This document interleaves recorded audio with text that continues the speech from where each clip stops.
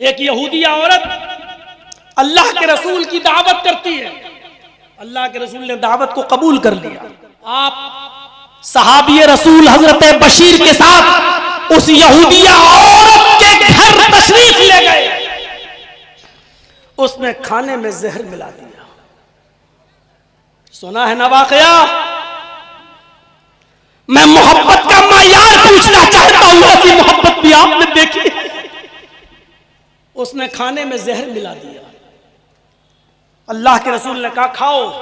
हजरत बशीर से आपने भी रोटी का लुकमा तोड़ा, आपने भी सालन में डुबोया, हजरत बशीर ने भी डुबोया। हजरत अल्लाह के रसूल ने मुंह में रखा, हजरत बशीर ने भी मुंह में रखा। हजरत बशीर ने लुकमा चबाया और खा गए। अल्लाह के रसूल ने लुकमे को चबाया, लेकिन कुछ अजीब जायका लगा, जहर मिला हुआ था, गोश्त का टेस्ट कुछ अजीब सा लगा, तो आपने उसको थूक दिया।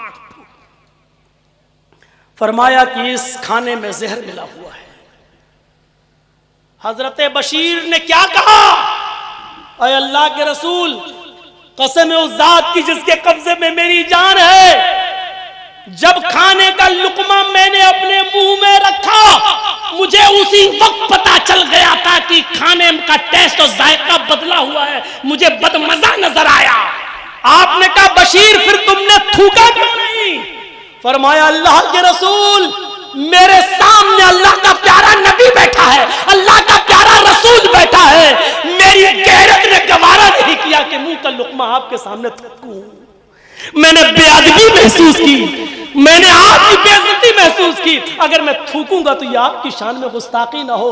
मैं उस जहरीले लुकमे को खा गया। उस जहर के असर से हजरत बशीर बाद में इंतकाल कर गए। अल्लाह के रसूल ने अपना किसास तो माफ कर दिया। अय यहूदिया, तूने मुझे जहर दिया, मैंने तुझे माफ कर दिया, लेकिन हजरत बशीर जो तेरे दिए हुए जहर से इंतकाल कर गए, उनका किसास लिया जाएगा। मजमे आम में उस यहूदिया औरत को लाया गया और उसको कत्ल कर दिया गया। हजरत बशीर का किसास लिया गया, क्योंकि इस्लाम में कत्ल का बदला कत्ल है, उसका किसास लिया गया। मैं इस वाक़े को सामने रखकर मेरे भाइयों सिर्फ इतना बताना चाहता हूं आपसे कि ये कौन सा मयार था मोहब्बत का, कि जायका पता चल गया, मजा पता चल गया कि इस खाने में अच्छी चीज नहीं है, बदमजा है, नुकसान पहुंचाएगा ये खाना, लेकिन इसके बावजूद चबा रहे और खा रहे हैं। ये थूक इसलिए नहीं रहे कि मोहम्मद रसूलुल्लाह की बेअदबी हो जाएगी। ये मोहब्बत का कौन सा मयार था?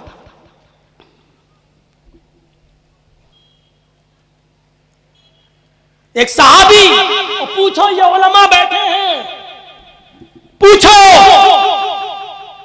अल्लाह के रसूल ने एक सहाबी के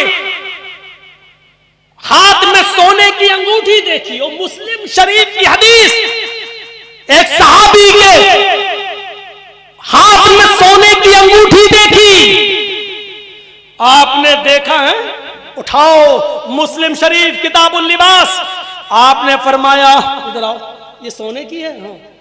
आपने निकाला, फनज़अहू, आपने उसको निकाला, फतरहू, और आपने उस अंगूठी को जमीन पर फेंक दिया। और सुन लो, मोहब्बत रसूल का ये कौन सा मयार था? सोने की अंगूठी को सहाबी रसूल की उंगली से निकाल रहे हैं और उसको जमीन पर फेंक दिया, और कहा किसी मर्द के लिए जायज नहीं कि वो सोने की अंगूठी पहने। क्या कहा? किसी मर्द के लिए जायज नहीं कि वो सोने की अंगूठी पहने। इससे क्या नतीजा निकलता है? इससे नतीजा निकलता है कि औरतें सोने की अंगूठी पहन सकती हैं, मर्द के लिए जायज नहीं है। अल्लाह के नबी ने उस सोने की अंगूठी को जमीन पर फेंका और आगे बढ़ गए।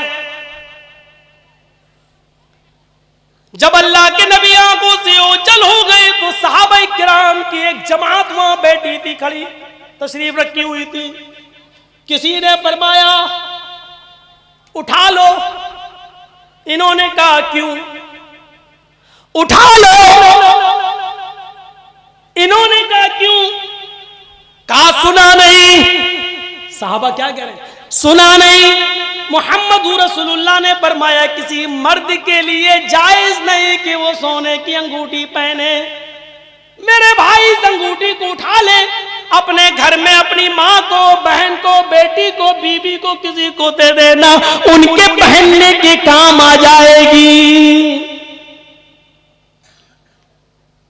आए धमाई चमऊ वालों, कंडौज वालों, काबू अकनाफ से मुख्तलिफ असलात से तशरीफ लाने वालों, सुबह फजर की नमाज के बाद ये तकरीर मुख्तलिफ यूट्यूब चैनलों पर आ जाएगी और पूरी दुनिया इसको सुन लेगी।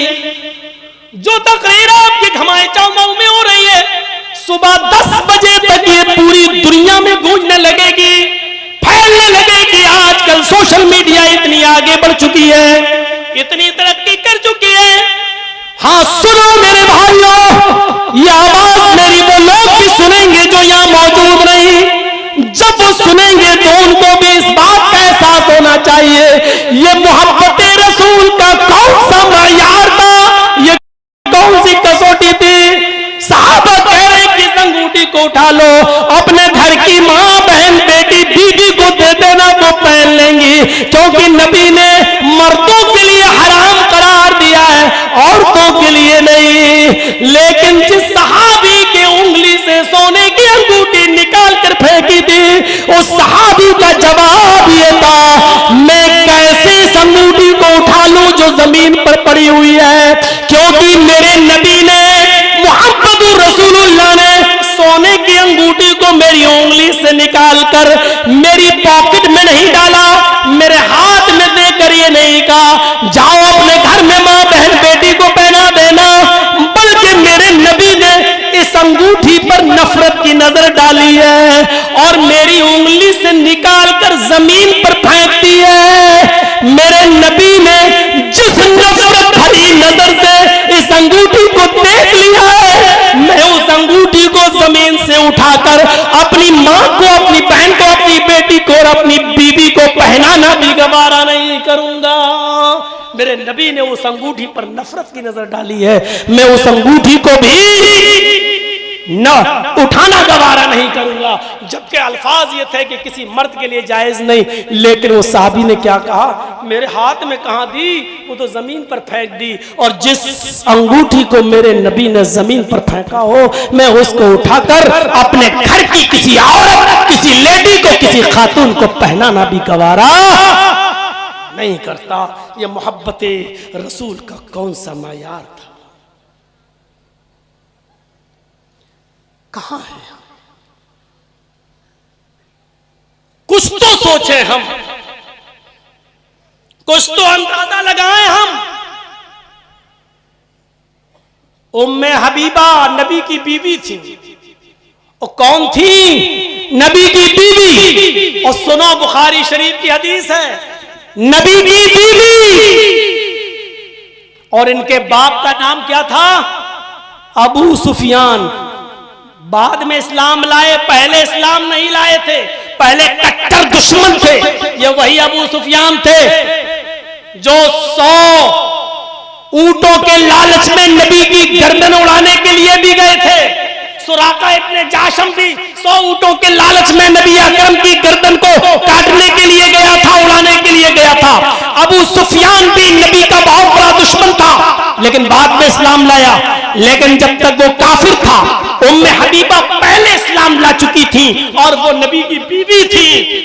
एक बार उम्मे हबीबा नबी की बीवी से, उनके बाप अबू सुफियान जो हालत कुफ्र में थे, वो मिलने के लिए जाते हैं कि मैं अपनी बेटी के घर जाऊं। उन्होंने दरवाजे को दस्तक दी। बुखारी की रिवायत सुनिए मेरे साथियों, उन्होंने दस्तक दी, दरवाजा खटखटाया और जैसे ही उम्मे हबीबा ने दरवाजा खोला, क्या देखती है कि सामने मेरा बाप खड़ा है, काफिर बाप है, मुशरिक बाप है। फरमाया अबू अंदर आ जाइए। अबू सुफियान अंदर जाते हैं, जैसे ही बिछे हुए बिस्तर को देखता अबू सुफियान उसके ऊपर बैठना चाहता है, उम्मे हबीबा कहती है मेरे अब्बू रुक जाइए, रुक जाइए। उन्होंने बिस्तर को लपेट दिया, उस बिस्तर को उन्होंने लपेट दिया और सादा चटाई पिछी रहने दी। फरमाया आए अब्बू जान इस चटाई पर बैठ जाइए। अबू सुफियान ने बड़े ताज्जुब से पूछा, ओ मेरी बेटी, ओ मेरी बेटी, आए उम्मे हबीबा, आए नबी की बीबी, मेरी लगती जिगर, मेरी बेटी तूने बिस्तर को क्यों लपेट दिया? लोग तो मेहमान के आने पर बिस्तर बिछाते, तूने बिस्तर को लपेट दिया। मेरी बेटी मैं तेरा बाप हूं, तूने तो इस बिस्तरी को लपेट दिया। ये बिस्तर गंदा था, ये बिस्तर नापाक था, ये बिस्तर क्या था जो तूने इसको लपेट दिया है? क्या मैं इस बिस्तर पर बैठने के लायक नहीं था? बेटी ने जवाब दिया, सुनिए बुखारी की रिवायत, बेटी ने जवाब दिया, अब्बू जान ये बिस्तर नापाक नहीं है, ये बिस्तर बहुत पाक है। ये बिस्तर इतना पाक है कि इस बिस्तर पर आमिना का लाल तशरीफ रखता है, इस बिस्तर पर फातिमा का बाप बैठता है, इस बिस्तर पर आयशा का शौहर सोता है, इस बिस्तर पर सौदा और ज़ैनब बिन्ते जहश का शौहर सोता है, इस बिस्तर पर उम्मे हबीबा का शौहर सोता है। उम्मे हबीबा यानी आपकी बेटी का शौहर हस्बैंड इस बिस्तर पे सोता है। आए अब्बू जान मैंने इस बिस्तर को इसलिए लपेट दिया, इस पाक बिस्तर पर मेरा नापाक बाप कैसे बैठ सकता है? मेरा नजीस और मुशरिक बाप कैसे बैठ सकता है? ये बिस्तर आपके बैठने के लायक नहीं था, क्योंकि इस बिस्तर पर अल्लाह का प्यारा हबीब आराम फरमाता है, यानी जनाबी मोहम्मद रसूलुल्लाह। एक बेटी का अपने मुशरिक बाप को ये जवाब। मेरे भाइयों, मोहब्बत रसूल का ये कौन सा मयार था? मोहब्बत रसूल का ये कौन सा पैमाना था? मोहब्बत रसूल का ये कौम है। और आज हम अपनी जिंदगियों में तलाश करके देखें कि हम कितनी मोहब्बत अल्लाह के रसूल या उनकी सुन्नतों से कर रहे हैं। हम अपने गरीबानों में झांकें और देखें और तलाश करें। मालूम है आपको, बड़ा दिलचस्प वाक़या सुनाने जा रहा हूं और सुनिएगा। अल्लाह के रसूल इस दुनिया से रुखसत हो चुके हैं। अबू बकर का जमाना आया, 2 साल खिलाफत की, अबू बकर भी इस दुनिया से रुखसत हो गए। उमर फारूक का जमाना आया, हजरत उमर फारूक रज़ी अल्लाह ताला अन्हु के दौर में बड़े बड़े मार्का, बड़ी बड़ी जंगें हुई, बहुत से इलाके फतह कर लिए गए, लेकिन बड़ा मुश्किल था किसरा को फतह करना। किसरा बादशाहों का लक़ब हुआ करता था उस जमाने में, तो उसको फतह करना बड़ा मुश्किल था उस बादशाह के इलाके को। कभी जंग होती थी, हारते थे, ये होता था। एक दिन ईरान के बादशाह ने, ईरान के बादशाह का लक़ब किसरा हुआ करता था, तो ईरान के बादशाह ने खबर भेजी, आइए हम मुज़ाकरात के लिए तैयार हैं, लड़ाई लड़ने से कोई फायदा नहीं है, जंग लड़ने से कोई फायदा नहीं है। आजकल भी होता है, 2 मुल्कों के दरमियान जब तनाज़ा होता है तो पहले बातचीत के जरिए मसाइल हल किए जाते हैं। तो ईरान के बादशाह ने, किसरा ने एक पैगाम भेजा उमर फारूक के पास, अमीरुल मोमिनीन अपने कासिदों को भेजिए, अपने एलचियों को भेजिए, अपने दूत को भेजिए, आए हमसे बातचीत करें और बातचीत के जरिए मसाइल को हल कर लेते हैं। आइए देखते हैं। हजरत उमर फारूक ने 2 लोगों को बातचीत के लिए भेजा। 2 सहाबी रसूल बातचीत के लिए ईरान जा रहे हैं। सुनिएगा, बहुत दिलचस्प वाकया है। ये 2 एलची, ये 2 दूत बातचीत के लिए ईरान के बादशाह से, किसरा से बातचीत करने के लिए तशरीफ ले जा रहे हैं। एक का नाम है रुबी इब्न आमिर, एक का नाम है रुबी इब्न आमिर और एक का नाम है हुज़ैफा इब्न यमान। ये दोनों बड़े जलील कद्र सहाबी गुजरे हैं। इस वाक़े को सुन लीजिए। उसके बाद मैं जानता हूं कि 2:45 बजे तक बैठना और 2:30 बजे तक बैठना बड़ा मुश्किल है, लेकिन जाने वालों मैंने तुम्हें कभी नहीं रोका। जो बैठे वो तो सुन ही रहे हैं, लेकिन जो जाना चाहते हैं कि वो जाएं, लेकिन इस वाक़े को सुन ले और उसके बाद मेरी तरफ से पूरी इजाजत होगी। वो जाना चाहे तो चले जाएं, लेकिन इस वाक़े को सुन ले, ये हमारी तरफ से थोड़ी सी रिक्वेस्ट है आपसे। दो सहाबी हैं, एक का नाम है रुबई इब्न आमिर और एक का नाम है हुज़ैफा इब्न यमान। इन दोनों सहाबियों को हजरत उमर फारूक ने ईरान भेजा, जाओ और बातचीत करके आओ और सुनो, दबकर समझौता नहीं करना, अपनी शर्तों पर समझौता करना, उनकी शर्तों पर समझौता नहीं होगा। जाओ बातचीत तो करना ही है, बातचीत करने के लिए बुलाया जा रहा है। आइए, बड़े बड़े साहूकारों की पतलूनें अब ढीली होंगी। सुन्नत रसूल पर देखते हैं कितना अमल हो रहा है आज हमारी सोसाइटी पर। ये दोनों सहाबियों का जूता हमारी पूरी जिंदगी में हमारे गाल पर पड़ता रहेगा और हमें एहसास दिलाता रहेगा कि सुन्नत पर अमल क्या होता है। और इन सहाबियों ने बादशाह के दरबार पर भी सुन्नत रसूल को झुकने नहीं दिया, सुन्नत रसूल का मजाक नहीं उड़ाने दिया। रुबई इब्न आमिर, हुज़ैफा इब्न यमान ईरान में दाखिल हो जाते हैं। आजकल की तरह गूगल मैप नहीं था कि नक्शा लगाया और चल दिए साहब, गाड़ी को दौड़ाया और पहुंच गई मंजिल मकसूद पर। आजकल की तरह लाइटें भी नहीं लगी हुई थी कुंतों में जल रहे हो और पहुंच जाएं अपनी मंजिल मकसूद पर। थपेड़े खाते हुए, गर्मी में झुलसते हुए, घोड़े घर तो गुबार चेहरे पर उड़ती हुई, इसी हाल में ईरान पहुंचते हैं। चूंकि बादशाह का ठिकाना पूछने में ज्यादा दिक्कत नहीं होती, किसी फेमस आदमी का ठिकाना पूछने में कोई दिक्कत नहीं होती। पूछते गए और पहुंच गए। पूरे ईरान में बस यही दो सहाबी, ईसाइयों की बस्ती, किसरा वहां का हाकिम।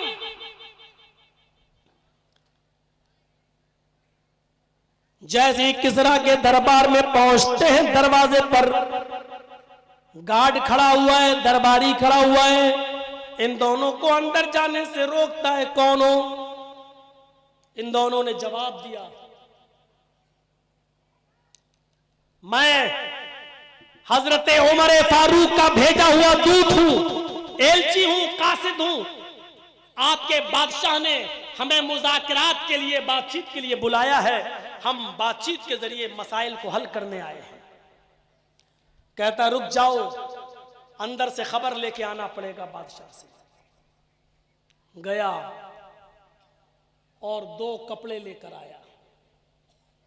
कहने लगा कि हां, इजाजत तो मिल गई किसरा की तरफ से, लेकिन हमारे दरबार में दाखिल होने के कुछ उसूल हैं, कुछ ज़ाब्ते हैं। हमारे बादशाह से, किसरा से मिलने के लिए यहां का शाही लिबास पहनना पड़ता है। तुम अपने फटे पुराने कपड़े पहनकर किसरा के दरबार में दाखिल नहीं हो सकते।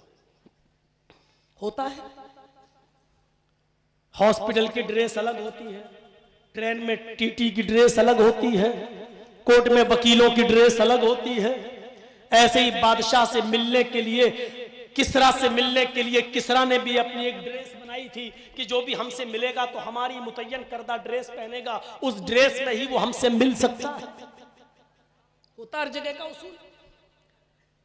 रुबई इब्न आमिर ने और हुज़ैफा इब्न यमान ने उस ड्रेस को लेने से इनकार कर दिया और फरमाया कि सुनो, अपने बादशाह से, किसरा से कह दो कि मैं जो कपड़े पहन कर आया हूं, मैं उन्हीं कपड़ों में तुमसे मुलाकात करूंगा। मुझे तुम्हारा दिया हुआ लिबास बिल्कुल पसंद नहीं है, मुझे तुम्हारा शाही लिबास नहीं पहनना है। मैं वही लिबास पहनता हूं जो हमारे नबी जनाब मोहम्मद रसूलुल्लाह सल्लल्लाहु अलैहि वसल्लम ने मुतय्यन किया है, हमें बताया है। और हम अपने ड्रेस में, अपने लिबास के अंदर अंदर जाएंगे। अपने बादशाह से पूछ कर आओ। अच्छा, ये गार्ड, ये दरबारी फिर अंदर जाता है और उसने कहा, ऐसा ऐसा जवाब दिया गया। किसरा ने कहा उनको अंदर आने दो, अगर बातचीत के जरिए मसले हल नहीं किए गए तो मामला बिगड़ जाएगा। उन दोनों को अंदर आने दो। जब गाड़ी खबर लेकर आ रहा था, उस वक्त हजरत रुबी इब्ने आमिर की तलवार का दस्ता ढीला हो गया था। तलवार जिस कपड़े से बंधी हुई थी उसका दस्ता होता नहीं, तलवार का एक दस्ता होता है हाथ, तो वो ढीला हो गया था। तो जैसे टेलर लोगों के पास, दर्जियों के पास कतरने होती है ना, उस कतरन से, उस कपड़े के टुकड़े से वो तलवार का दस्ता बांध रहे थे, ऐसे करके कस रहे थे उसको। दरबारी हंसते हुए कहने लगा, आए उमर फारूक के कासिदो, अपनी टूटी हुई तलवारों से किसरा जीतने का ख्वाब देख रहे हो? इन टूटी हुई तलवारों से ईरान पर हुकूमत करने का ख्वाब देख रहे हो? किसरा की ताकत से टकराने का ख्वाब देख रहे हो? इस टूटी हुई तलवार से तुम किसरा फतह करने का सपना देख रहे हो? रुबी इब्ने आमिर ने मुस्कुराते हुए उस दरबारी से कहा, अभी तुमने उमर फारूक के साथी मोहम्मद के दीवाने की तलवार देखी है, तलवार चलाने वाला कहां देखा है? अगर यकीन नहीं आता है तो आए दरबारी तेरे पास जो सबसे मजबूत ढाल हो, जिससे तुम अपने वार को, तलवार के वार को रोकते हो, जो सबसे मजबूत ढाल हो उसको लेकर मेरे सामने आओ और खड़े हो जाओ। दरबारी ने कहा, अच्छा रुक जाओ, मैं लेके आता हूं। सबसे मजबूत ढाल लेकर आया, जिसको बड़ी से बड़ी मजबूत तलवार उसको कुछ नहीं कर सकती थी, इतनी मजबूत ढाल लेकर आया और लेकर खड़ा हो गया। आए रूबी, लो मैं लेकर खड़ा हो गया हूं, देखो इस तलवार को काट, इस ढाल को दिखाकर काट कर दिखाओ। हजरत रूबी ने उस कतरन से, उस कपड़े के टुकड़े से तलवार के दस्ते को बांधा और फिर हवा में तलवार लहराई और इतनी जोर से उस मजबूत ढाल के ऊपर वार किया कि ढाल बीच से कट कर दो टुकड़े हो गई। दरबारी भागते हुए अंदर गया और कहने लगा, आए किसरा, आए बादशाह सलामत, अल्लाह जाने ये कौन सी मखलूक तशरीफ लाई है, ये कौन से मोहम्मद के दीवाने आ गए हैं, हमारी सबसे मजबूत ढाल भी इनकी टूटी हुई तलवारों का मुकाबला न कर सकी और वो टुकड़े टुकड़े हो गई। किसरा ने कहा, तुम्हें उनके जौहर देखने के लिए किसने कहा था? हम तो पहले ही जानते हैं कि ये सरों पर कफन बांधने वाली कौम है, इसीलिए तो मैंने मुज़ाकरात के लिए बुलाया है। अरे जल्दी से उनको अंदर भेजो। दरबारी आया और कहने लगा, जाओ।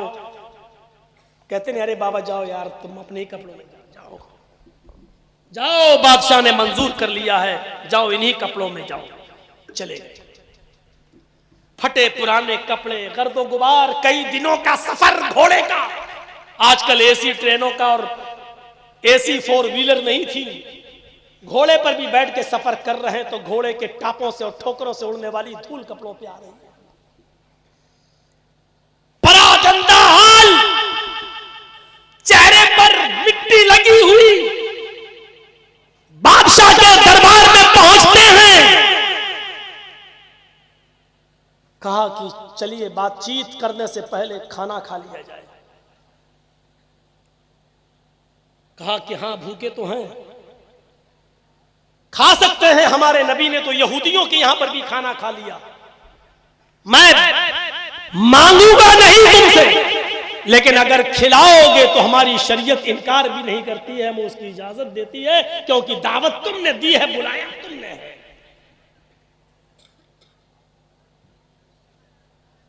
कहा लेकिन बातचीत यहां होगी। कहा कि कहां होगी, हमें वो रूम दिखा दो अपना। बादशाह बातचीत के रूम में लेकर गया, वहीं पर दस्तरखान बिछा हुआ था और खाना लगा हुआ था, वहीं पर एक तख्त बिछा हुआ था, बादशाह उस तख्त पर बैठ गया। हुज़ैफा इब्न यमान ने फरमाया कि आए किसरा, तुम तख्त पर बैठे हो, बातचीत कैसी होगी, मुझे कहां बैठना है? किसरा ने कहा, आए हुज़ैफा, हमारे दरबार में आने का एक उसूल है, मैं इस इलाके का बादशाह हूं, मैं किसरा हूं, हाकिम हूं। हाकिम तख्त पर बैठता है और मैं जिससे बात करता हूं वो मेरे सामने खड़े होकर गुफ्तगू करता है। तुम्हें मेरे सामने खड़ा होना पड़ेगा, मुझे इस तख्त पर बैठना है और तुम खड़े होकर मुझसे गुफ्तगू करोगे, क्योंकि मैं इस इलाके का बादशाह हूं। हुज़ैफा इब्न यमान ने फरमाया, आए किसरा, मुझे तुम्हारी ये शर्त मंजूर नहीं है। अगर तुम तख्त पर बैठते हो तो मैं भी तुम्हारे साथ तख्त पर बैठकर गुफ्तगू करूंगा, अगर तुम जमीन पर बैठोगे तो मैं भी तुम्हारे साथ जमीन पर बैठकर गुफ्तगू करूंगा।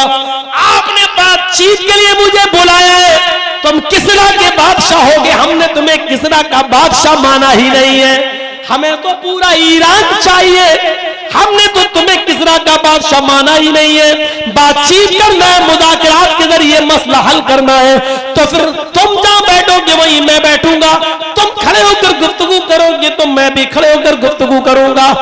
बोलो तुम्हें मेरी शर्त मंजूर है या नहीं। किसरा चीख पड़ा, आए हुज़ैफा, ये क्या बात है कि तुम बेइज्जती पर बेइज्जती किए जा रहे हो, मेरे शाहाना लिबास को पहनने से इनकार कर दिया, मुझे सलामी भी नहीं दी, जो अंदर आता है वो मुझे सलामी देता है, तुम बिना सलामी के अंदर आए, तुमने मेरे दिया हुआ लिबास भी नहीं पहना, तुमने मेरा दिया हुआ लिबास भी नहीं पहना, बेइज्जती पे बेइज्जती किए जा रहे हो और आप मुझे कहते हो कि मैं तुम्हारे बराबर तख्त पर बैठूंगा या तुम अपने साथ मुझे जमीन पर बिठाओगे। हुज़ैफा कहते हैं, रखो अपना खाना अपने पास, नहीं खाना है मुझे, मैं जा रहा हूं, अगर बातचीत होगी मुज़ाकिरात होंगे तो इसी शर्त के ऊपर होंगे। अकेले दो सहाबी, मुल्क भी गैरों का, अभी देखा था ना, बड़े बड़े मुस्लिम हुक्मरान भी आए थे हिंदुस्तान के अंदर ना, G20 सम्मेलन में बांग्लादेश की प्राइम मिनिस्टर भी आई, तुर्की के सदर तैयब उर्दुगान भी आए, जिन पर मुसलमान बड़ा भरोसा करते हैं और बहुत जिनकी तारीफें करते हैं, सब आए और सब गए और महात्मा गांधी की समाधि पर फूल भी डाले और हाथ भी जोड़े। अगर ऐसी सरजमीन पर अगर किसी ने अपनी सलफियत को, अपने मनहज को, अपने अकीदे को और अपनी तौहीद को अगर बाकी रखा और बचाया तो वो सिर्फ सऊदिया का हुक्मरान था, मोहम्मद इब्न सलमान, जिसने हिंदुस्तान में रहते हुए महात्मा गांधी के राजघाट पर जाने से इनकार कर दिया। कहा उनका सम्मान हमारे अंदर है, उनकी इज्जत हमारे अंदर है, लेकिन हमारी शरीयत किसी के सामने मुझे हाथ जोड़ने से मना करती है। अगर हाथ जोड़ना किसी के सामने जायज होता तो हम सबसे पहले जनाबे मोहम्मद रसूलुल्लाह के मजार पर, उनकी कब्र पर हाथ जोड़ते। मेरे भाइयों, सऊदिया को कितनी गाली दे लो, सऊदिया की जितनी चाहो तौहीद कर लो, लेकिन तौहीद के मामले में वो सबसे बुलंद है, तौहीद के मामले में वो सबसे ऊंची है, तौहीद के साथ वो कोई खिलवाड़ नहीं होता है, तौहीद के साथ वहां कोई समझौता नहीं होता है। और अल्हम्दुलिल्लाह जिस मुसलमान के दिल में तौहीद आ गई, अल्लाह सारे गुनाह माफ कर सकता है लेकिन शिर्क को माफ नहीं करेगा। और राई के दाने के बराबर भी अगर तौहीद किसी के अंदर रही तो अल्लाह जहन्नम में सजा देने के बाद भी उसको निकाल लेगा और उसको जन्नत के अंदर दाखिल कर देगा। मेरे भाइयों, यही चीज हमें और आपको समझने की जरूरत है, जरूरत है। ये क्या है? राजी रहे रहमान भी और खुश रहे शैतान भी है। हम जलसे में भी आ जाएं और 26 जनवरी और 1 जनवरी को 12 बजे के बाद हम डांस भी कर रहे हैं और नाच भी और डीजे भी बजा लें और हैप्पी न्यू ईयर के नारे भी लगा लें। मेरे प्यारे साथियों, ये कोई मोहब्बत नहीं कि राजी रहे रहमान भी और खुश रहे शैतान। ये पॉलिसी अपनी जेब में रखो। ये ऐसा इस्लाम मोहम्मद रसूलुल्लाह को पसंद नहीं है, अपनी जेब में रखो और पूछो। आज भी मेरे साथी मेरे साथ मौजूद हैं। ये ज़िले जमीयत अहले हदीस लखनऊ के नाज़िम मौजूद हैं। ये डॉक्टर अब्दुल कादिर साहब भी मौजूद हैं। ये डॉक्टर मोइन साहब भी मौजूद हैं। ये मेरा बेटा हुसैन आया, ये भी मौजूद है। और हमारा ड्राइवर हमारे साथ, ये सब मौजूद है। आज भी कन्नौज के जिस ऑफिस में मैं बैठा हुआ था, आज भी मुझसे कहा गया, मौलाना साहब कुछ ऐसी बातें नहीं होनी चाहिए। आजकल मामले बहुत खराब चल रहे हैं, रिश्तेदारियों पे बहुत जल्दी फर्क पड़ता है। मैंने उनके सामने भी कहा, ये इस्लाम तुम्हें मुबारक हो, ऐसा इस्लाम तुम्हें मुबारक हो। सारी खुदाई एक तरफ, मुस्तफा का रब एक तरफ। मेरे भाइयों, वो इस्लाम इस्लामी नहीं कि जिससे सब खुश रहे। तौहीद तो यह है कि खुदा हश्र में कह दे, ये बंदा दो आलम से खफा मेरे लिए था। मेरे भाइयों, यह है कि सारी दुनिया जिससे खफा हो और अल्लाह ये कहे कयामत के दिन, ये सारी दुनिया से लड़कर सिर्फ मुझे खुश करता था। सारी दुनिया इसकी दुश्मन थी, लेकिन मैं इससे राजी हूं क्योंकि ये सारी दुनिया से मेरे लिए लड़ा है।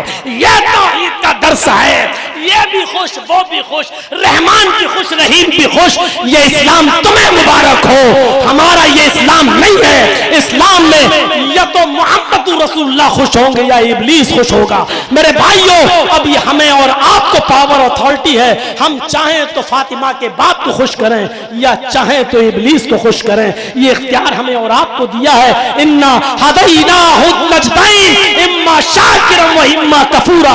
हमने दोनों रास्ते तुम्हें बता दिए हैं। इस रास्ते पे चल के या तो शुक्रगुजार बन जाओ या उस रास्ते पे चल के नाशुक्रे बन जाओ, नाशुक्रे हो जाओ। हमने दोनों रास्ते तुम्हें बता दिए हैं। हुज़ैफा इब्ने यमान ने वही काम किया जो यहाँ सलमान मोहम्मद इब्ने सलमान ने किया। कहा नहीं, अपना खाना अपनी जेब में रखो, नहीं खाना मैं जा रहा हूं, रुक जाओ। ठीक है, आओ तुम भी मेरे तख्त पे बैठ जाना, पहले खाना तो खा लो। शर्त मान ली, तौहीद के साथ समझौता नहीं। इस्लाम ईसाइयों के दरबार में आने के बाद झुकेगा नहीं। खाना खाया गया। अब सुनो, जमीन पर बिस्किट गिर जाए ना, चिप्स गिर जाए ना, केक गिर जाए ना, बेटा क्या कर रहे हो, जमीन से मत उठाओ। गिर गया पड़ा रहे, बेटा जमीन से मत उठाओ। और सुनो चौधरीओ, सुनो सरमायादारों, अल्लाह ने दौलत दी है तो उसकी कद्र करो। रूबी इब्ने आमिर, हुज़ैफा इब्ने यमान दस्तरखान पर लगा हुआ खाना खा रहे हैं और बादशाह किसरा भी उनके सामने बैठा हुआ है। खाना खाते खाते हुज़ैफा अपने यमान से खाने का एक लुकमा जमीन के ऊपर गिर गया। खाने का एक लुकमा जमीन के ऊपर गिर गया। जमीन, अल्लाह के नबी सल्लल्लाहु अलैहि वसल्लम फरमाते हैं, सुनिए हदीस, अगर खाने का कोई लुकमा जमीन के ऊपर गिर जाए तो उसको उठा लिया करो और उसको देख लिया करो। अगर उसमें मिट्टी वगैरह लगी हुई है तो इतना हिस्सा साफ कर दो, उतना हिस्सा दूर कर दो, और बकिया हिस्सा जिस पर मिट्टी या गंदगी नहीं लगी है, बकिया हिस्से को खा लिया करो। पता नहीं अल्लाह ने रिज्क के खाने के किस हिस्से में, किस लुकमे में बरकत रखी हो। यह है बुखारी शरीफ की हदीस। सुन ली, हुज़ैफा इब्ने यमान को यह हदीस थी, नबी का यह फरमान मालूम था। जमीन पर खाने का लुकमा गिर गया और सामने किसरा बैठा हुआ है, लुकमा उठा लिया जमीन से। रूबी इब्ने आमिर वहीं बैठे हैं और ऐसे कौनी मार रहे हैं। क्या कर रहे हो? होता ना जैसे हम लोगों को कोई यार दिलाओ, खाने में मक्खी गिर जाए तो कोई डुबोने लगता है। हदीस यही है कि मक्खी गिर जाए तो उसको डुबो दो, क्योंकि मक्खी जब खाने में गिरती है तो एक पर डालती है, उसमें बीमारी होती है। अल्लाह के नबी ने फरमाया पूरी डुबो दो और मर जाने दो, क्योंकि उसके दूसरे पर में अल्लाह ने शिफा रखी है, वो शिफा उस बीमारी को खत्म कर देगी। ऐसा कोई करेगा आज? चाय गिर जाए, मक्खी गिर जाए तो उसको फेंकना, दूसरी चाय आ रही, आप खुद नहीं पीने देंगे, मौलाना साहब मक्खी गिर गई, दूसरी आ रही है। शरीयत क्या कह रही है, हम क्या कर रहे हैं? सुनिए, खाने का लुकमा गिर गया, हुज़ैफा इब्न यमान ने वो लुकमा उठाया। रुबी इब्न आमिर कहते हूं, हर जगह अपनी मत चलाओ, कम से कम देखो सामने कौन बैठा हुआ है। हम किसी दूसरी महफिल में बैठे हैं, यहां के लोग जमीन पर पड़े हुए लुकमे को फेंक देते हैं, खाते नहीं है। इशारों में बात की। हुज़ैफा इब्न यमान ने हंसते हुए कहा और खा लिया।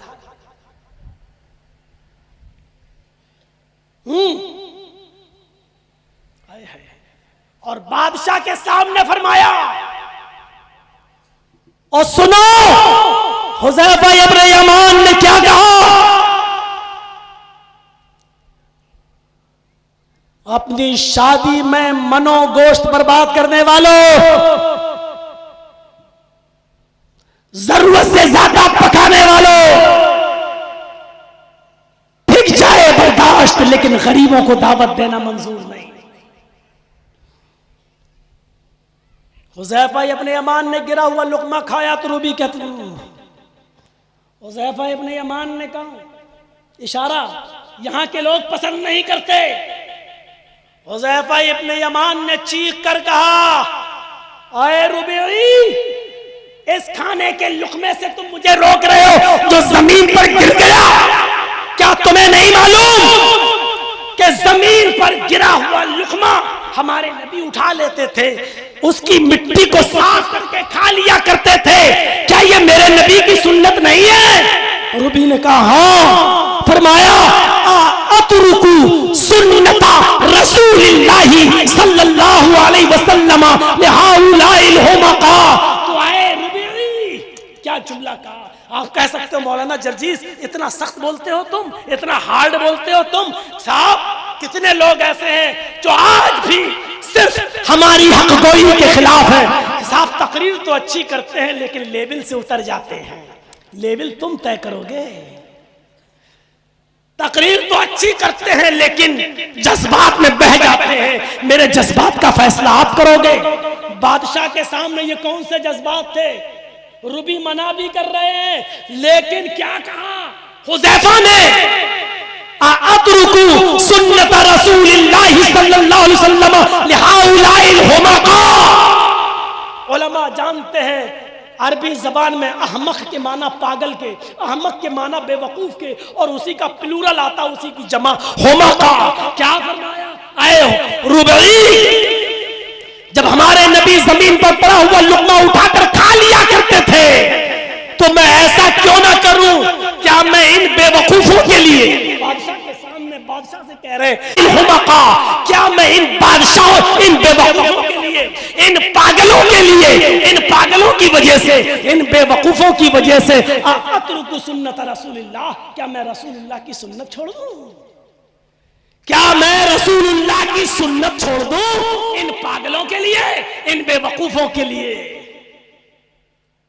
ये थे हमारे सहाबा, ये थे हमारा ईमान, ये था रसूल की सुन्नत से मोहब्बत करने वालों का जज्बा।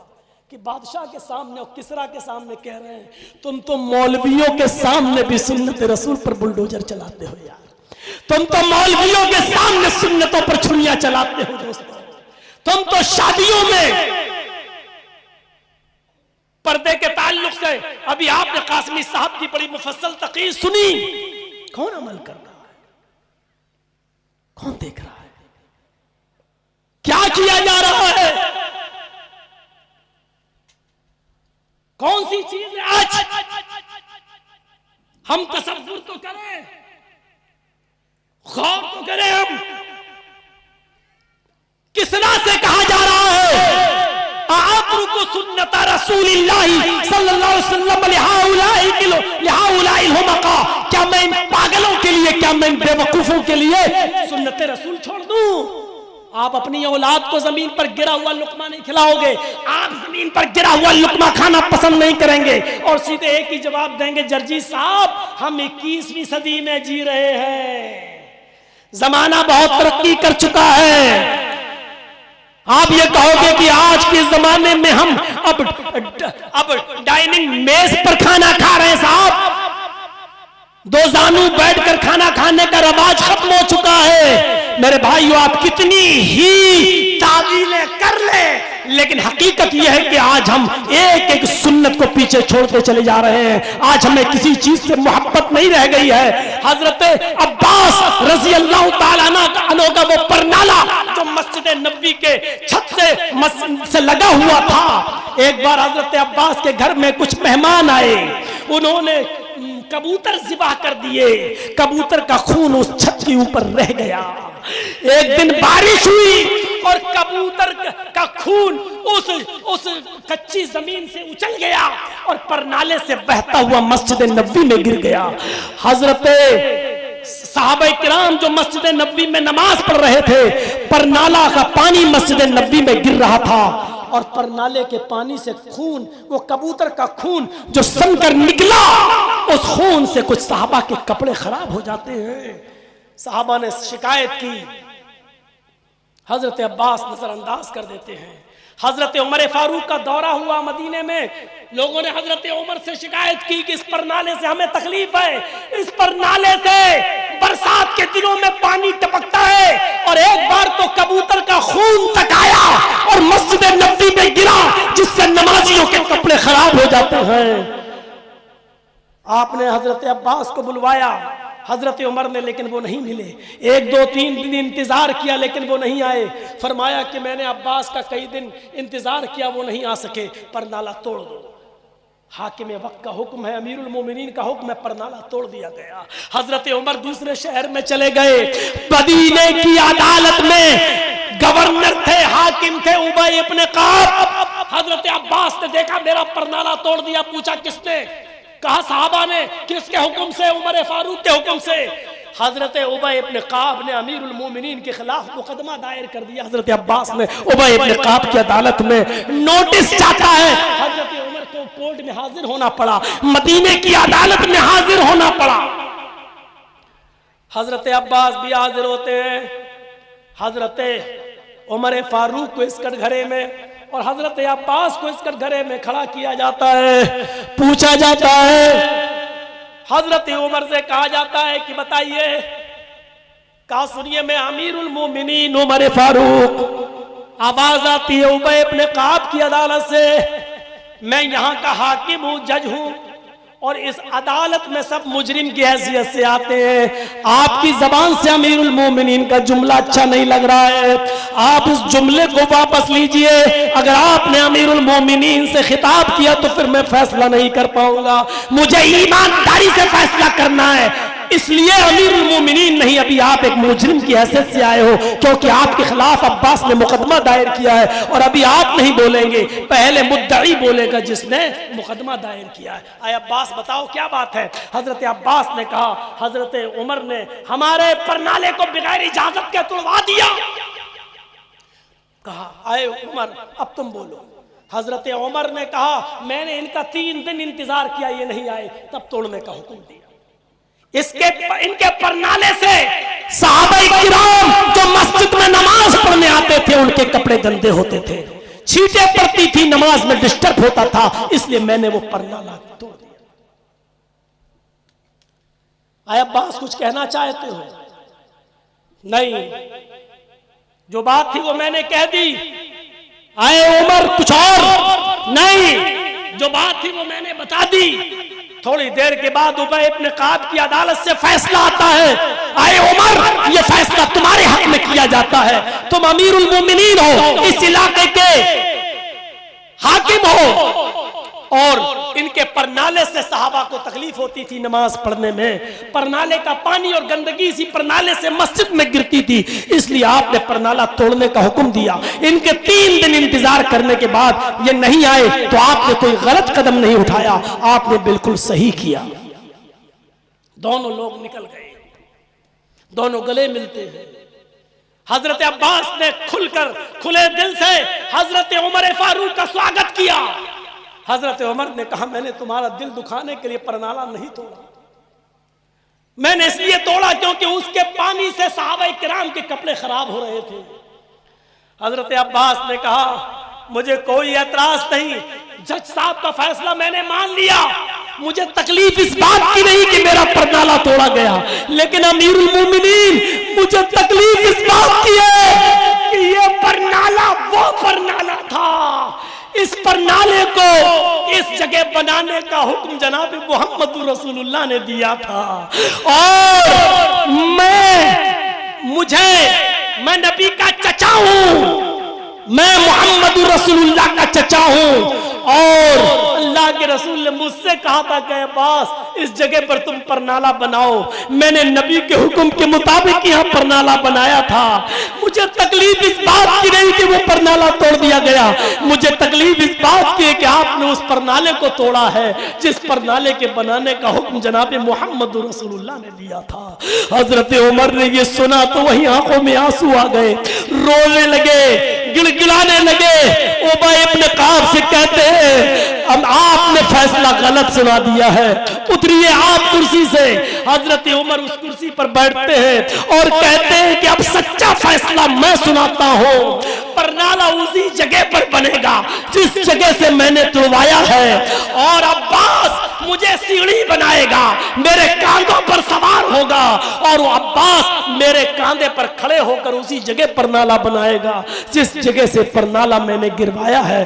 क्योंकि ये परनाला कोई मामूली परनाला नहीं था, ये वो परनाला था जिसको मोहम्मद रसूलुल्लाह ने बनवाया। उमर की क्या बचाओ जो उस परनाले को गिरा सके, उसको तोड़ने का हुक्म दे सके। और फिर सारे जमाने ने देखा हजरत अब्बास हजरत उमर के कांधों पर सवार हुए और उसी जगह परनाला बनाया जिस जगह से तोड़वाया था। ये मोहब्बत का कौन सा मायार था, ये मोहब्बत का कौन सा पैमाना था। मेरे भाइयों, एक अंसारी नौजवान के मकान पर नबी की नजर पड़ी, फरमाया मकान तो बहुत अच्छा है, लेकिन मकान के ऊपर जो मस्जिद की तरह गुंबद बना दिया है वो ठीक नहीं है, वो गुंबद नहीं बनाना चाहिए। लोग इसके घर को मस्जिद समझकर घुसने लगेंगे और इसके घर की औरतों की बेपर्दगी होने लगेगी, इसको गुंबद नहीं बनाना चाहिए था। ये कहकर आप निकल गए। वो अंसारी नौजवान थोड़ी देर के बाद आया, मजदूरों ने बताया अल्लाह के नबी ने तुम्हारे मकान की तारीफ की। अल्हम्दुलिल्लाह, तुमने सुना? हाँ, लेकिन फरमाया कि मकान के ऊपर गुंबद नहीं बनाना चाहिए था। क्यों? अल्लाह के नबी ने फरमाया कि अब गुंबद लोग देखेंगे तो मस्जिद समझेंगे और इसके घर में घुसेंगे तो इसके घर की माँ बहन बेटियों की कहीं बेपर्दगी ना हो, इसलिए गुंबद ठीक नहीं है। उसने कहा मेरे मकान को तोड़ना शुरू करो। कहा क्या? पूरा बन चुका? कहा ऊपर से तोड़ो। पूरा मकान तोड़वा दिया। कहा आप ऐसा क्यों कर रहे हैं? सिर्फ ऊपर का गुंबद तोड़वा देते, मकान पूरा का पूरा बना रहने देते। उन्होंने कहा पूरा मकान तोड़ो। उस अंसारी नौजवान ने पूरा का पूरा मकान तोड़वा दिया। फरमाया पूरा का पूरा मलबा उठाकर कचड़े में फेंक दो, अब यहाँ जो ईंटें लग चुकी हैं वो ईंट दोबारा नहीं लगेगी। कहा क्यों? कहा फरमाया पता नहीं अल्लाह के नबी ने इस मकान से जब नजर नीचे डाली है तो पता नहीं नबी की नफरत भरी नजर मकान की किस ईंट के ऊपर पड़ी है, मुझे नहीं मालूम। अब वो ईंट ही इस मकान में बाकी नहीं रहेगी जो मेरे मकान के अंदर लगी हुई है। मैं पूरे के पूरे मलबे को फेंक देता हूँ, अब इस मकान को बनाने के लिए दूसरी ईंटें आएंगी। मेरे भाइयों, पूरा का पूरा मकान तोड़वा दिया गया। पूरा का पूरा मकान और तोड़वाया ही नहीं बल्कि उस मलबे को बहा दिया गया। मेरे नबी की नफरत की नजर पता नहीं किस ईंट के ऊपर पड़ गई हो। ये मोहब्बत का कौन सा पैमाना था, ये मोहब्बत का कौन सा आइडियल था, ये मोहब्बत का कौन सा मायार था। मेरे प्यारे साथियों, हमें और आपको गौर करना चाहिए और सोचना चाहिए। फिर वही आयत आ जाइए, कुल इन काना आबाउकुम व अबनाउकुम व इख्वानुकुम व अज़वाजुकुम व अशीरतुकुम व अम्वालुन इक्तरफ्तमुहा वो तिजारतुन तख्शौना कसादा व मसाकिन तरज़ौनहा फतरब्बसू हत्ता याती अल्लाहु बिअमरी। इन तमाम चीजों से ज्यादा अगर तुम्हें अल्लाह और उसके रसूल से ज्यादा मोहब्बत है तब तो ठीक है। अगर अल्लाह और उसके रसूल की मोहब्बत इन चीजों से कम हो गई और इनकी मोहब्बत ज्यादा हो गई तो इंतजार करो अल्लाह की तरफ से आ जाने वाले आजाब का, इंतजार करो अल्लाह की तरफ से आ जाने वाली मुसीबत का। हम अपने मुआशरे में और समाज में गौर करके देखें हम क्या खत्म करा पा रहे हैं। सुलह हुदैबिया के मौके पर वो मंजर भी उठाएंगे। यही है, यही है। मुसलमान लोग सिर्फ बच्चे पैदा करना जानते हैं, तरबियत नहीं हो।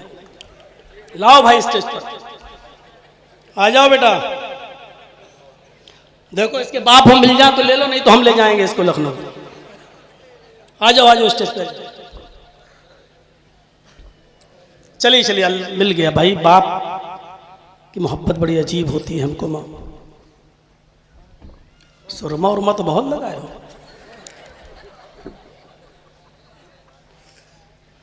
ठीक है, कहीं सो गया था बेचारा। चले तो मेरे भाइयों,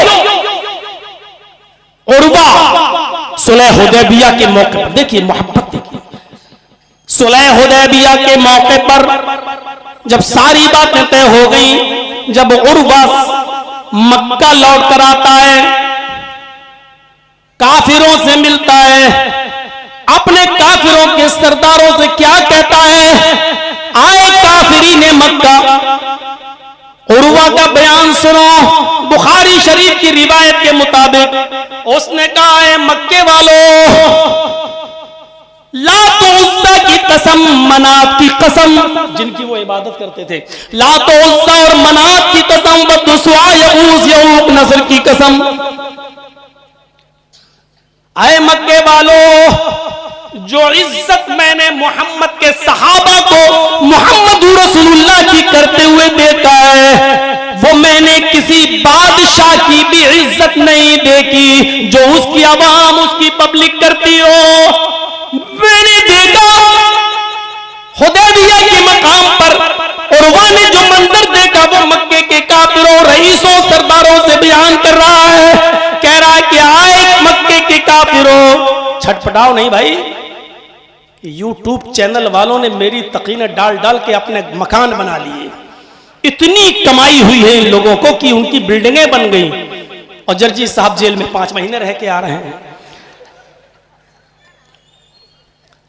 ठीक है, आपका भी चैनल है, मैं समझ रहा हूं, चलेगा, लेकिन ये बंदर वाला काम ना करो। एक बार लगा लो, फिट कर लो, उसके बाद बैठ जाओ, डिस्टर्ब होता है। उर्वा ने कहा हमने अपनी आंखों से देखा है हुदैबिया के मकाम पर। आए मक्के वालों, मोहम्मद रसूलुल्लाह सल्लल्लाहु अलैहि वसल्लम अगर खखार भी दें, ऐसा होता ना, थूकना तो दूर, जैसे ही हमने देखा मोहम्मद इब्ने अब्दुल्लाह को अगर वो खखार भी दें तो मोहम्मद के दीवाने, मोहम्मद के सहाबा मोहम्मद रसूलुल्लाह के मुंह के करीब चले जाते हैं और हाथ फैला देते हैं कि रसूलुल्लाह सल्लल्लाहु अलैहि वसल्लम अपने मुंह में जो खखार हुई, जो बलगम आया, जो थूक आया, वो थूक में नबी जमीन पर थूकना चाहते हैं, लेकिन मोहम्मद के दीवाने उस थूक पर पहले टूट पड़ते हैं और उस थूक को अपने हाथों में लेकर वो मलकर अपने जिस्म पर मलना शुरू कर देते हैं। एरू गेरू किताब का वाकया नहीं है, XYZ का नहीं है, मौलवी जर्जीस मौलवी फला की लिखी हुई किताब का वाकया नहीं है, बुखारी शरीफ की हदीस का पसे मंजर में मैं आपको बतला रहा हूं कि मोहम्मद इब्ने अब्दुल्लाह खकारते हैं, थूकते हैं, तो सहाबा उस थूक को हाथ पे ले लेते हैं, उसको अपने जिस्म पर मलते हैं और अपने कपड़ों पर, अपने बदन पर मलकर तबर्रुक हासिल करते हैं। मैंने मोहम्मद रसूलुल्लाह के दीवानों को देखा कि उनके जिस्म से टपकने वाले पसीने को वो अपनी शीशियों में भरते हैं और उसको अपने घरों के इत्र में मिलाते हैं। आए लोगों, मैंने मोहम्मद के दीवानों को देखा है, मैंने मोहम्मद के दीवानों को देखा है कि अगर कोई हुक्म दे दे तो ये नहीं देखते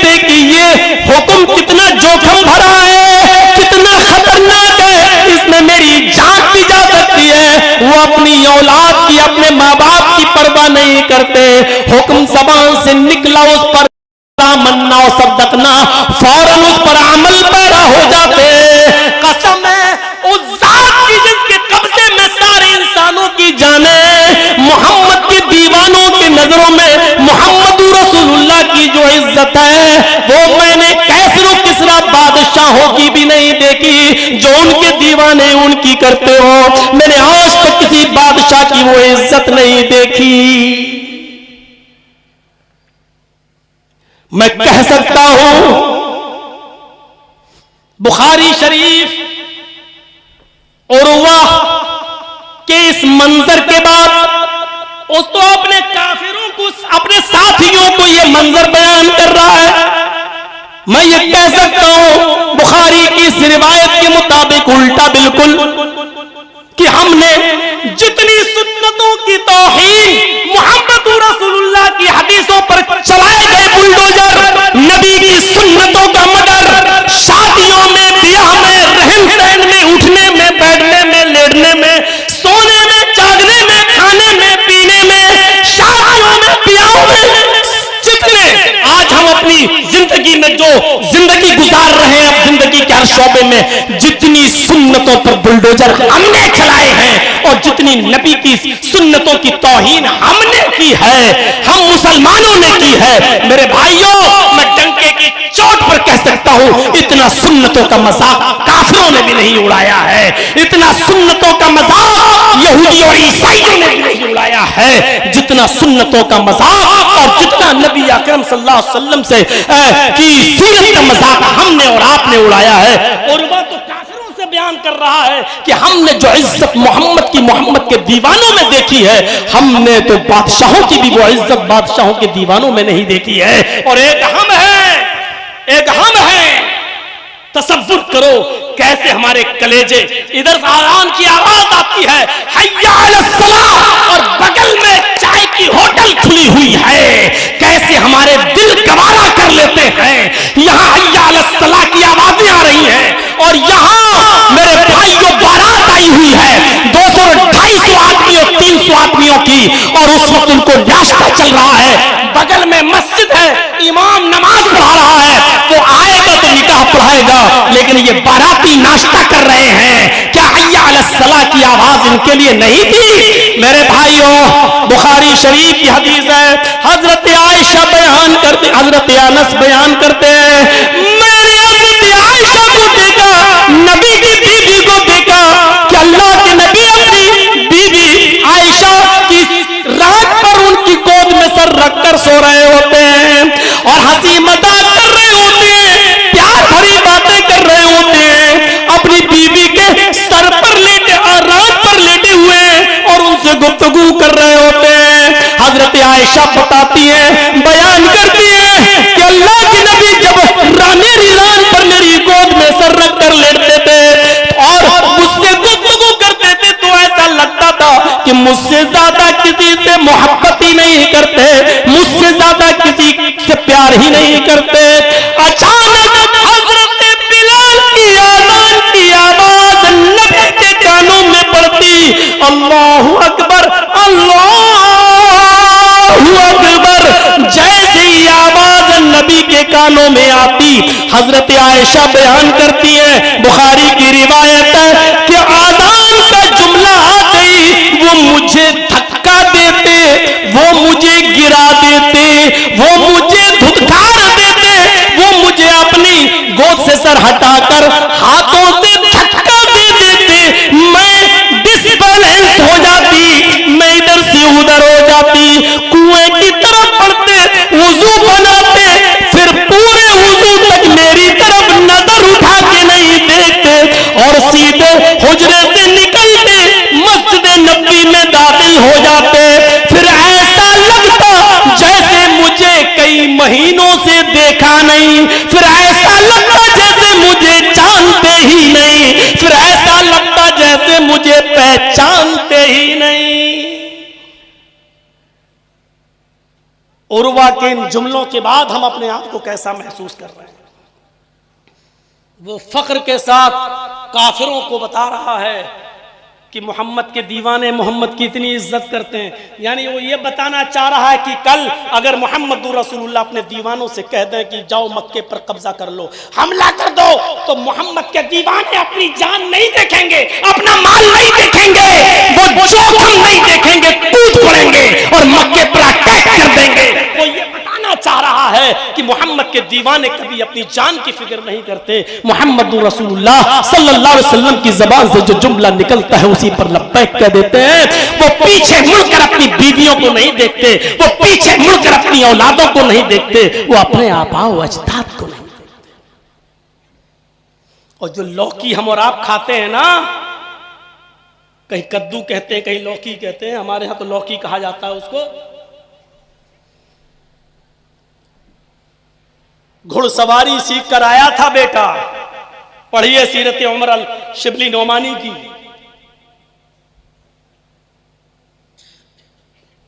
घुड़सवारी करके तलवार चलाना सीख रहा था उमर फारूक का बेटा, और घर में आया पसीना बहाते हुए, अब्बू भूख लग रही है, क्या पका हुआ है? कहा बेटे रखा हुआ है, खा लो। ढक्कन हटाया, क्या देखता है? वही लौकी पकी हुई है। बेटे ने बस इतना कहा, उफ के लफ्ज है। ये भी कोई खाने वाली चीज है? पूरा नहीं कह पाया था, ये भी कोई खाने वाली? ऐसे अपने बाप को देखते हुए, ये भी कोई खाने वाली? बस इतना ही कह सका था। क्या देखता है कि हजरत उमर फारूक के हाथ तलवार की मियान पर हरकत कर रहे हैं। वो उमर कि जिनसे अल्लाह के रसूल ने भी कहा था कि उमर तलवार निकालने में जल्दी न किया करो, जब तुम मियान से तलवार निकालते हो तो मोहम्मद आसमान की पेशानी पे पसीना देख लेते। बेटे ने कहा नहीं मैं खा रहा, और पेट भर के खाना खाया। और जब लौकी पेट भर के खा लिया, अपनी औलाद की फरमाइशें पूरी करने वालों, अब तो ऑनलाइन आ जाता, बर्गर आ जाता, पिज्जा आ जाता, नहीं ये नहीं खाएंगे, ये भी कोई खाने वाली चीजें हैं। हजरत उमर ने तलवार की मियान पर हाथ हरकत करने लगे। बेटे ने कहा खा, पूरा खाया। लेकिन इसके बाद हजरत उमर ने कहा बेटे खा लिया? कि हाँ। क्या है ये मालूम है? अद्दुब्बा, अरबी में लौकी को दुब्बा कहते हैं, अद्दुब्बा। अच्छा, मैंने अपने नबी जनाबे मोहम्मद रसूलुल्लाह को इस लौकी के बारे में देखा है कि गोश्त में पड़ी होती थी, तो आप गोश्त की बोटियां छोड़कर पहले लौकी खाया करते थे। कन्नौज वाले हैं कि नहीं? सुने, 2 बजे से लेकर शाम को 7 बजे तक रोका रखे आज वो हमें। बड़ी इज्जत की बेचारों ने हमारी, बड़ी खातिरी की, लेकिन पैसे के गुरूर में चकनाचूर मत हो जाना। और कोई भी पैसे वाला चकनाचूर ना हो। हजरत उमर फारूक के जुमले सुनो। कहा बेटे मैंने अपने नबी को देखा गोश्त छोड़कर लौकी के, दुब्बा के, कद्दू के टुकड़े उठा उठा कर नबी अकरम सल्लल्लाहु अलैहि वसल्लम खा रहे हैं। ये लौकी मेरे नबी की सुन्नत है, मेरे नबी इसको पसंद किया करते थे। जबकि आपने कहा नहीं कि तुम भी खाओ, सिर्फ नबी को पसंद थी। आपने ये नहीं कहा कि तुम भी खाओ। ये लौकी मेरे नबी को पसंद थी, मेरे नबी इसको पसंद किया करते थे। आइंदा अगर इस लौकी से तुमने मुंह चिढ़ाया, लौकी खाने से अगर मुंह बनाया, काबे के रब की कसम मैं अपनी तलवार से तेरी गर्दन उड़ा दूंगा। ये सोचते हुए कि ये मेरे बेटे की नहीं, मोहम्मद रसूलुल्लाह की पसंद से नफरत करने वाले की गर्दन है, नबी की सुन्नत से नफरत करने वाले की गर्दन है, मैं ये सोचकर तेरी गर्दन उड़ा दूंगा। मुसलमानों, दूर दराज से आए हुए, सुना है आज कई जगहों से बसें आई है, मेरे प्यारे भाइयों सुन लो और गौर करके देखो कि मोहब्बत का क्या पैमाना है आज हमारे पास। रसूलुल्लाह सल्लल्लाहु अलैहि वसल्लम से मोहब्बत का क्या मयार है हमारे पास। मोहम्मद रसूलुल्लाह सल्लल्लाहु अलैहि वसल्लम से मोहब्बत का क्या नमूना है आज हमारे पास। क्या हम ऐसी मोहब्बत जनाब मोहम्मद सल्लल्लाहु अलैहि वसल्लम से करते हैं। यहां तो गलत क्या है, मौलाना नहीं पसंद कर रहा है तो हम ये खिला देते हैं। बहुत आसान है कह देना, लेकिन हम सोच पैदा कर रहे हैं। उनकी सोच क्या थी, हमारी सोच क्या है? मोहब्बत का मयार तो देखो। हमने तो बस ये समझ रखा पूरे साल मस्जिदों से दूर रहो और एक दिन लाओ और पूरे साल की कसर निकाल दो।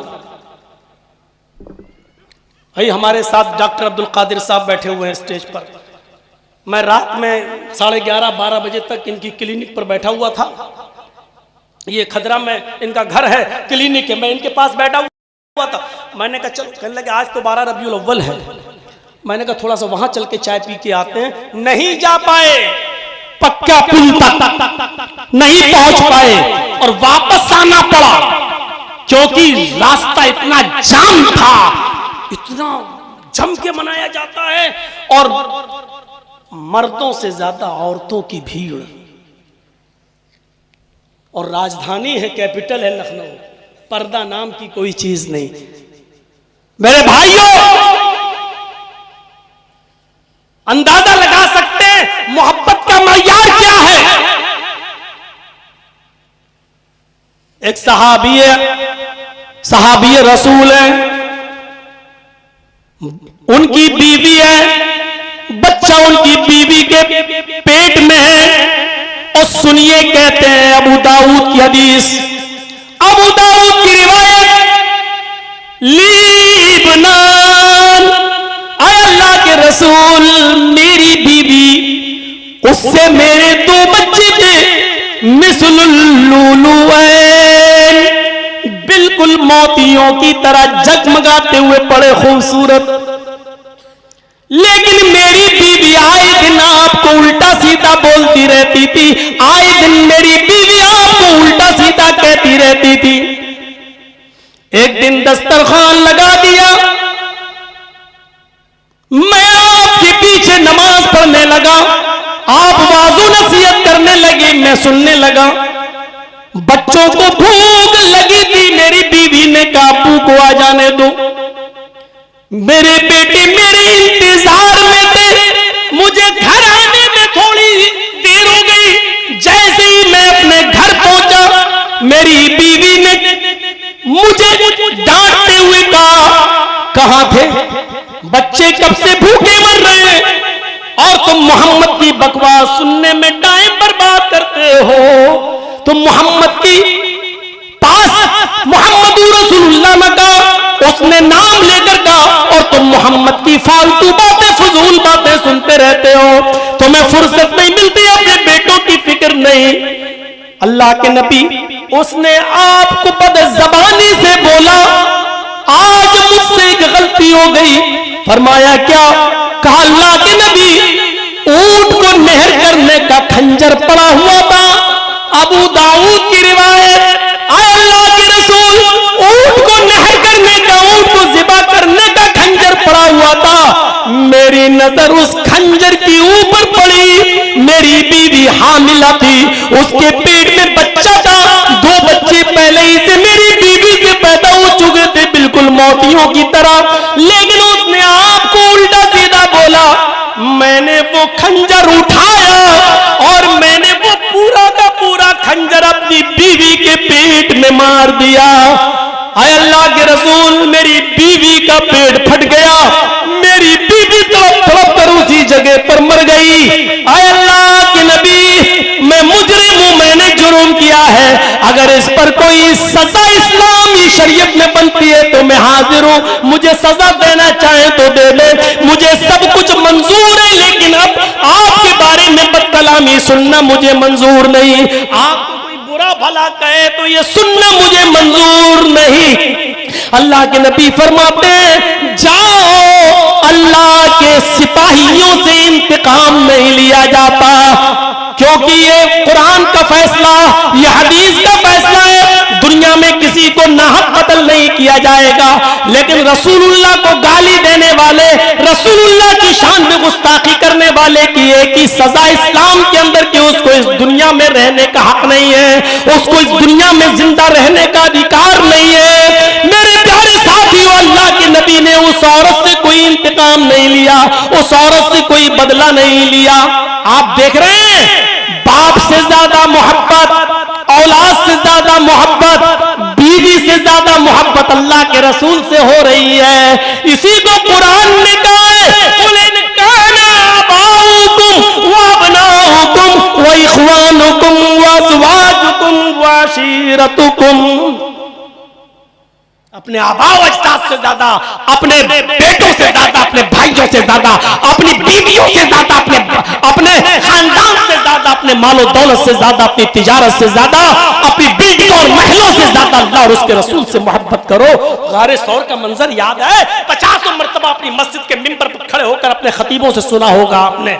हुक्म, यहाँ काफिरों ने प्लान बना लिया और हर कबीले के सरदार ने यह प्लान बनाया कि आज मोहम्मद रसूलुल्लाह के घर में घुसकर हम सब लोग नबी अकरम पर हमला करेंगे, ताकि खून का इल्जाम किसी एक कबीले पर ना आए बल्कि सब पर आए, और ये कुरैश, ये बनु हाशिम के लोग फिर सब लोगों से बदला नहीं ले सकेंगे, सारे कबीलों वालों से जंग नहीं लड़ सकते।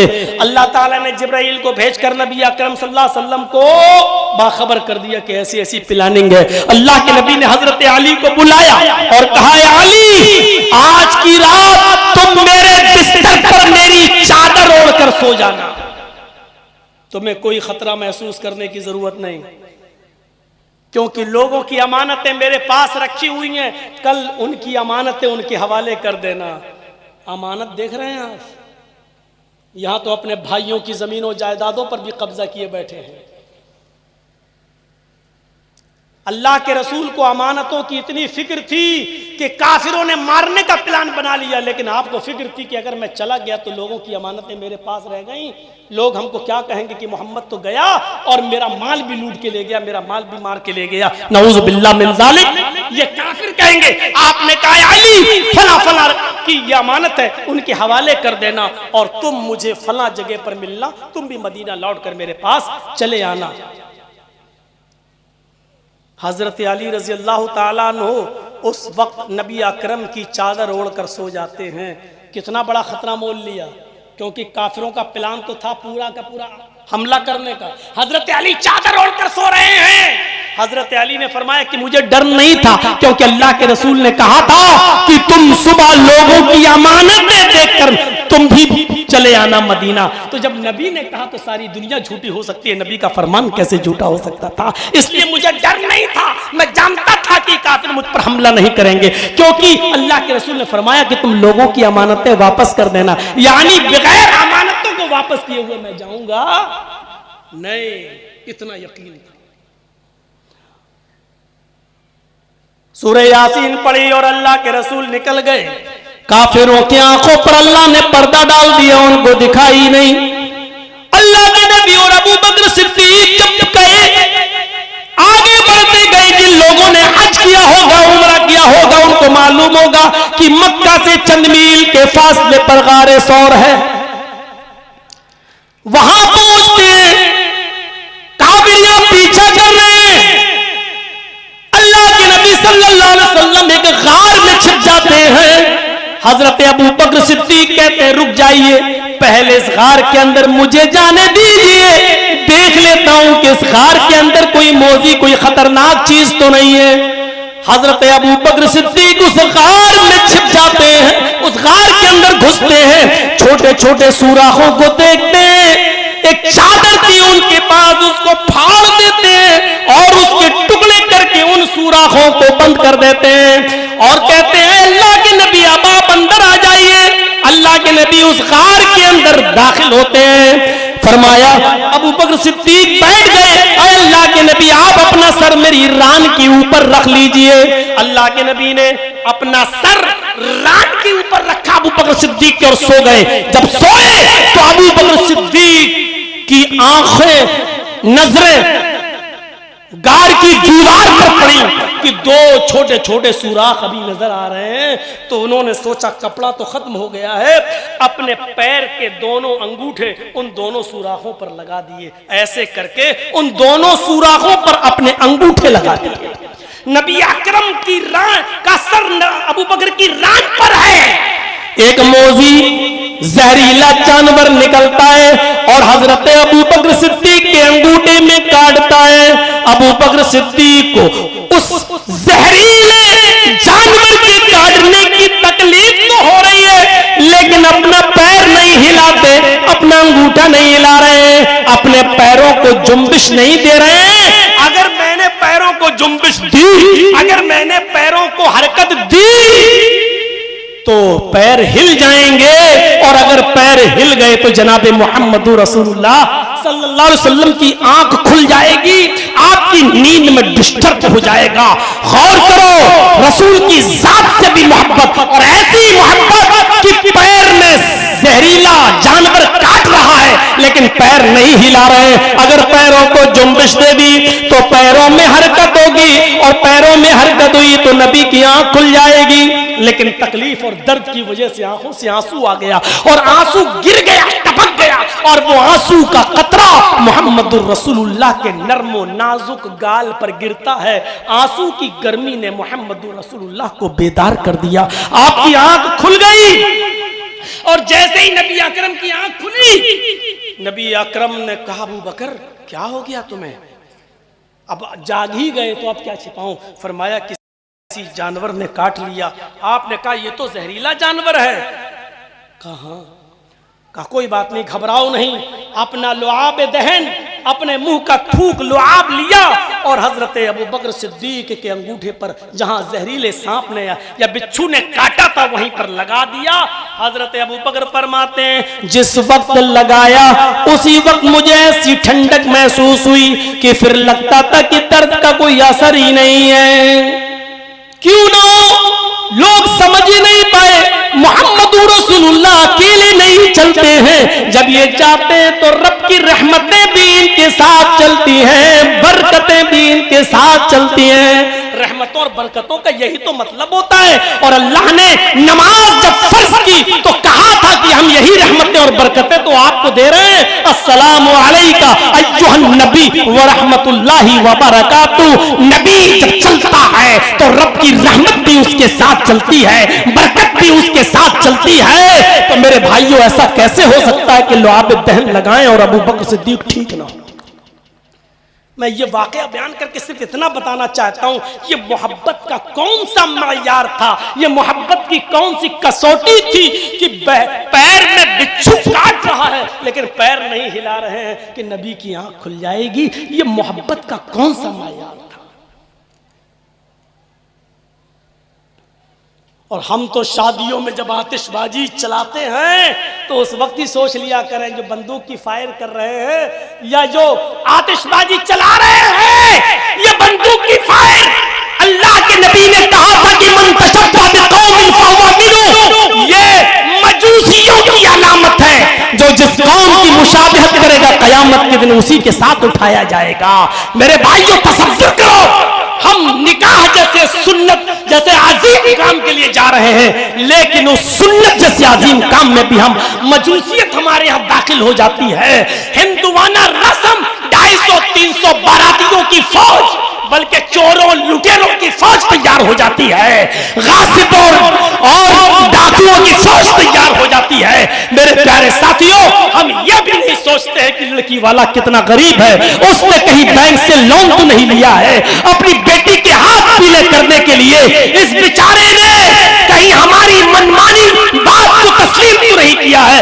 लड़की वाला किसी को कहते कि भाई 20 आदमी ले आना, ठीक है ले जाओ। लड़की वाला कहते 50 आदमी ले आना, चलो ठीक है ले आओ। लेकिन लड़की वाले से ये कहना, नहीं साहब 50 में हमारा नहीं बनेगा, 150 आदमी आएंगे,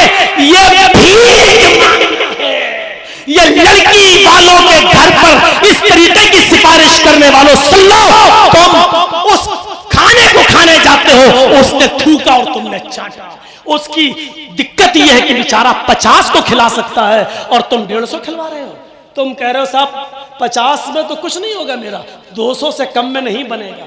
वो कह रहा मेरे पास 50 की ताकत है और तुम 200 मनवा रहे हो, यानी वो दावत दे नहीं रहा, तुम जबरदस्ती ले रहे हो।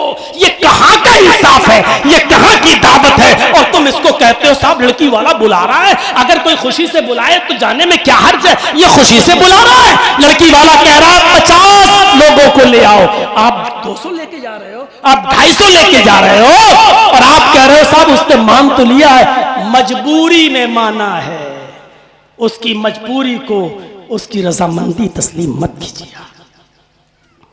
ये कौन सा मायार था? जंगे खंदक खत्म हो जाती है,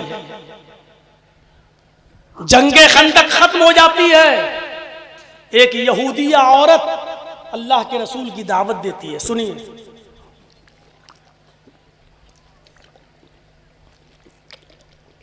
एक यहूदिया औरत अल्लाह के रसूल की दावत करती है, अल्लाह के रसूल ने दावत को कबूल कर लिया। यहूदिया के यहां